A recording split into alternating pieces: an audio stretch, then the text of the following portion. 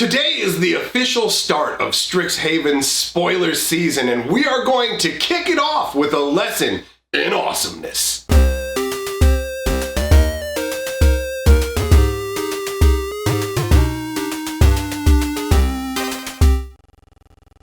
Greetings, owners of fine luxury cardboard rectangles. Can you feel the electricity in the air? It is the first day of Strixhaven's spoiler season, and I have to say, personally, I'm massively hyped. There's something about this set that is almost taking me back to the older days of Magic. I can't really pinpoint exactly what it is, but I am so stoked about the stuff that I'm seeing. Honestly, it was really difficult to pick what I wanted to do for my first video diving into these spoilers, because there's so many cards that have been spoiled today with like the special archive cards and Japanese versions, and there's so much I want to talk about. So to make sure that I can do that, here's how we're going to do it. On this channel, I'm going to do my breaking it down with individual cards, and we're going to go more in depth. But I also want to do live streams where we talk about all of the spoilers that have come out that day. So I'm going to do that part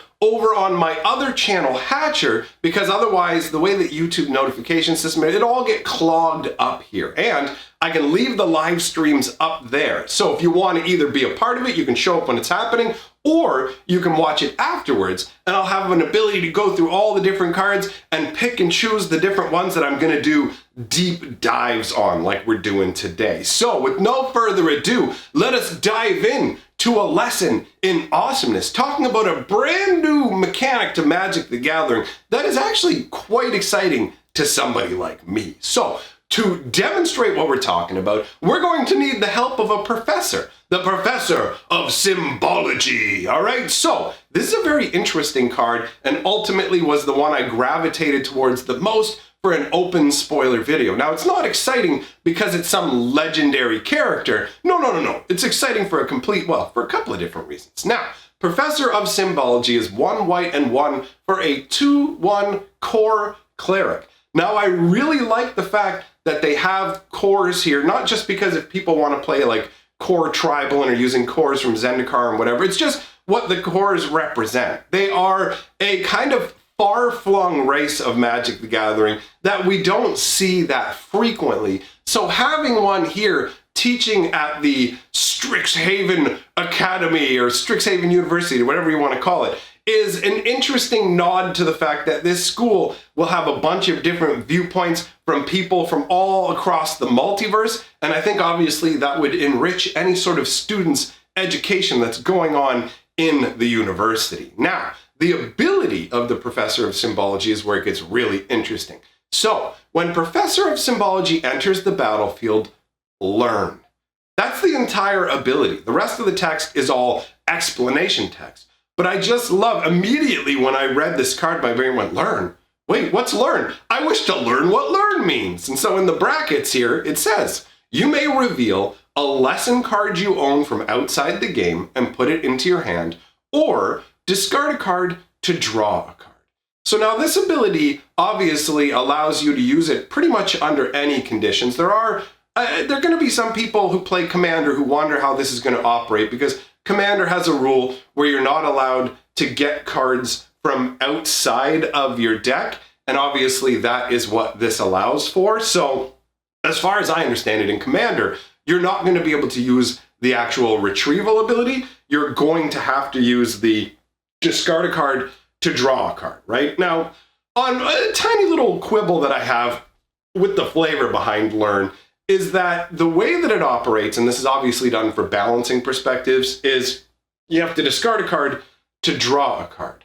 And that is a little bit weird because to learn, you have to unlearn something else, you have to forget something else. That's not how learning works. If it was a little more pure in terms of like functionality matching the concept, it would be straight up card draw, but that probably would make it too strong. So instead, they've chosen specifically to utilize the red variety of card filtering, right? You have the blue variety where it is draw a card, then discard a card. And the red version tends to be discard a card, then you get to draw a card, right? And obviously the power level between those two is significantly different. It changes the information you have, and you can choose to discard the card that you've drawn when you're doing with blue. But either way, it's just a tiny little quibble about the learn concept from a flavor standpoint, right? Now, mechanically, I love cards that let you go outside of your deck. It essentially opens up everything that exists in Magic depending on the scenario, right? Like under tournament rules, you're only allowed to access cards that exist in your sideboard. So you have to come pre-prepared with like a little suite of cards that you can choose from, which is okay. But I like the old school, way more casual variation where you're allowed to grab pretty much anything. Because for me, when I think of going outside of the deck, a lot of people think of the wish cards because there's a bunch of different wishes that let you grab different card types from outside of your deck. But I like the grand pappy of card grabbery, and that is the Ring of Maroof. This is a card that I have been in love with since the beginning of Magic, my friends. It costs 5, and notice the weird artifact casting cost, like dark bubble that you have up there. It's a very old school printing, and things looked wildly different back then. So it's got a nostalgic feel to it. Also, note that it says mono artifact, okay? So mono artifact means single use, okay? You can't use this over and over and over. And again, pay attention. It's a 5 casting cost artifact, and it costs 5 to activate. So you're gonna spend 10 mana to make this happen. It's unwieldy to say the least. So 5 mana, instead of drawing a card from the top of your library, select one of your cards from outside the game. And I love the fact that outside is like italicized or whatever to make the word feel a little bit different than the rest of the sentence. It really pops out at you. Now it says this card can be any card you have that you're not using in your deck or that for some reason has left the game. So old school wording, cards that got exiled would be considered out of the game, removed from game. So you could get them back. If somebody Swords to Plowshare one of your creatures and exiled it, you could literally get it back with this ring. Now, I never did that. I liked to just grab weird situational cards, like not the most powerful stuff, just something that would make the game way more interesting in that particular scenario. So, Ring of Maroof is removed from the game entirely after use. I love the old school wording.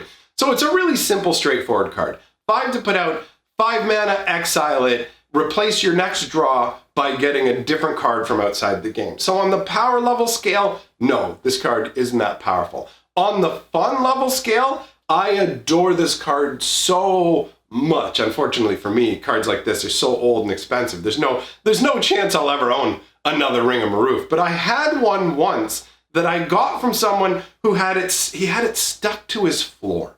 It was stuck to his floor, and I told him I wanted it, and he's like, all right, I'll pry it up off my floor and bring it in for you, and he did. And there was like a big hole ripped in the middle, and it was like, whatever, like flapped it down and played with it anyways. Just such pleasant memories. But to return to the subject at hand specifically, the learning concept, you must want to know what a lesson is. So let's take a look at the lesson cards that you can obtain when you're using the learn mechanic. And we're going to take a look specifically at a lesson that grabbed my attention immediately, and that is Introduction to Annihilation. So you'll probably notice one of the first things is up beside the name of the spell itself, you have a little symbol there in the circle, and that is, as far as I understand, there to visually indicate that these are lesson cards. It's to make it a little bit of a shorthand. They do the same kind of thing with legendary cards by giving them the special top borders, and they used to give cards that interacted from the graveyard, little tombstone symbols. So this is another basically shorthand, make it easier for you concept, and I'm totally fine with that because Magic has more than 20,000 different cards. So it's got tens of thousands of different moving parts, and things that can make memory issues a little easier for you are most assuredly welcome. So you'll notice that this 5 casting cost colorless sorcery has the type lesson. So it says sorcery dash lesson. That is how you will know the lesson cards. They'll say lesson on them and have that symbol up at the top. Now, what does this one do? Exile target non-land permanent. Its controller draws a card. All right, so this is a pretty potent spell on some levels. I mean, yes, this isn't like an insane top tier tournament level card, but the truth is, this gives the ability to exile anything that's not a land to any color. So this allows colors that traditionally can't handle particular things to easily do so. Black will have no problem getting rid of enchantments. The same goes for red. Blue all of a sudden has access to creature removal. Green can get rid of stuff that it normally has a hard time getting rid of. You know, the list goes on. This is something that can slot into any color deck, and you can use it to get rid of a whole wide range of threats. Now, yes, the person who controls the permanent does get to draw a card, which means you can use it to your own advantage if you want to remove your own permanents too. And it exiles them too instead of just destroying them, which is a more permanent way of removing a threat. Unless you got the rigamaroof, then you're getting it back. So the flavor text says, I've never seen a student fail quite so spectacularly. There's potential in that. And that is attributed to Hostrom, professor of arcanochemistry. Now, I have to say, I really like this as a concept on multiple levels. The idea of these lessons that are available at Strixhaven, and it's like introduction to biology, introduction to mathematics. It's exactly the kind of stuff you would expect at a regular run-of-the-mill style school, except in this case, it's based on the arcane. And the idea of introduction to annihilation, like a course based on the arts of annihilation. Like I assume at first they would teach you how to act, like how to destroy things, how to annihilate things. And then from there, they could theoretically teach you how to undo annihilation. And when I think of annihilation, it feels like a very permanent thing. So being able to use magical forces to undo that is absolutely amazing. And the artwork here, where you have a student who's standing there over like a table. They've got a table going on, and you've got their books all stacked up around them.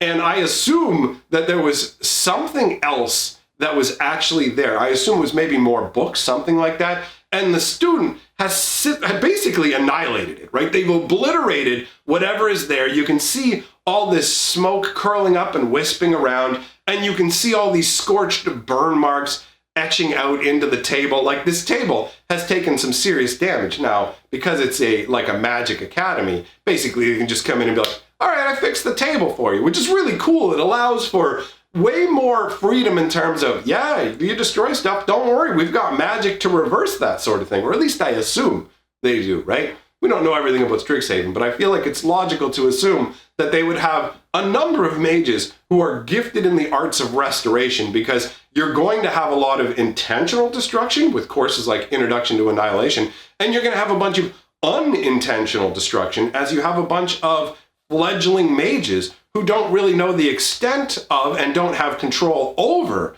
their powers. And if you're dealing with real prodigies, especially ones that may come from, like fiery regions, things like that, where they use that kind of magic, you're more likely going to end up with some destruction going on. But I love the look on this student's face, like they literally can't believe what's happened here. All right, we're going to teach you how to do annihilation. We're going to teach you this little spell that'll, boom, do whatever. And then all of a sudden, boom, this student has messed up horrifically. Maybe what they were supposed to do is like, they bring out like a bird's feather or something like that. And like, okay, focus your destructive energies on this feather and make the feather just go. And then in this case, this student obliterated the feather, everything that's under it. The magic ripped into the table, is tearing it apart with flames, and there's all this smoke curling up. It's just that it captures the concept of somebody who's in over their depth and is genuinely, so it's like seeing a YouTube video of like a dumb little kid, and mommy goes, don't do that, don't do that. And then the kid breaks something. It's like pure shock at the natural reaction to what they've done. So that is really cool. And the flavor text ties another awesome level into it, where you've got a teacher going, I have never seen somebody fail in such a spectacular way. And that actually leads to potential for more creation of more powerful magics, or just like, okay, you know what? You have such a knack for annihilation magic that you were just trying to destroy this and you obliterated all this. You're going to be one of our greatest, what do they call them? Annihilomancers? That's kind of a funky name. Nihilists? I don't know. But that's a really, really cool concept, right? So the idea that you've got this, returning back to the professor, because this is where we started, right? You've got this professor of symbology who's come into the school and based, I guess, on the understanding of these different arcane symbols, they can actually be used to teach any number of different lessons, right? Like there's a number of these different lesson spells and you can choose any of them. So it's almost like this symbology language of magic that this professor is able to use and teach allows you to tap into all kinds of different schools of magic. And I really enjoy the artwork. I like the whole teacher vibe that this individual has with the big spectacles going on and just the standing there prim and proper in front of an assemblage of students and just up in the air in her hand, she's basically able to make these symbols all appear. It's almost like learning a magical alphabet, right? And you can see that at the moment, the lesson that she's giving is going to be about that crazy symbol that's basically floating above her upturned finger, right? The one that's heightened with more glow. Because you can see that the one that's in the center has a high level of glow. And around it, the further you get from that, the more faded out it is. So this is a really cool concept overall for this tying together the teachers and the lessons. I gotta say, dude, honestly, I'm really stoked about Strixhaven. So, like I said at the beginning, I'm gonna do a live stream today where I go over all the spoilers. It'll be on my other channel, Hatcher, so I guess I should make a note that the language that's used over there, if you like to watch my videos with your young kids, don't bring them to the live stream. It's probably not gonna be a wise idea, right? So they might learn some lessons you don't want them to learn about the language of annihilation.